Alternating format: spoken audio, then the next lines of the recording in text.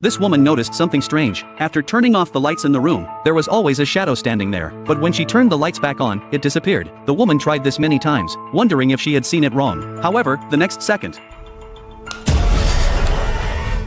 she found her boss and told him that something was wrong in the room, asking him to be careful on his way home from work. The man was talking to his family on the phone and didn't take this matter seriously. When the man got home from work, he noticed someone crouching on the ground. He thought it was an employee who hadn't left yet. Just as he was about to ask, the light suddenly went out. When the lights came back on, the figure approached. The man was extremely nervous. However, the next moment, the figure disappeared. He wanted to escape, but he tripped halfway there. Looking down, he found that his leg had been scratched. At that moment, the figure reappeared and slowly approached the man. However, the figure seemed to be afraid of light. The man realized this and ran back to the office. He turned on the lights, thinking he was safe, but unexpectedly, the power went out. At that moment, the door slowly opened, and the next moment, the man was grabbed. When the lights came back on, the man had stopped breathing. Not long after the man died, his son also encountered a paranormal event. Late at night, Martin heard strange noises. He got out of bed to investigate and saw his mother talking to herself. Martin didn't think much of it. Since his father's death, his mother had been mentally unstable. Just as the boy was about to return to his room, he happened to look back and saw a hand reaching out from the darkness. Martin's eyes widened in terror, and he ran back to his room and hid under the covers. The next day at school, Martin was listless, so the teacher tried to contact his mother, but the phone didn't connect. So she called Martin's sister to ask if he was sleeping well at home, but Rebecca didn't know the details. They had the same mother but different fathers, and didn't live together. After a brief conversation, Rebecca took her brother home,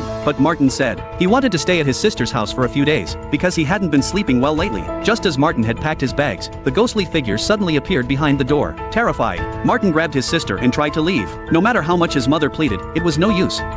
Rebecca, What's going on? we're going home. Rebecca, please. I'm sorry, Mom.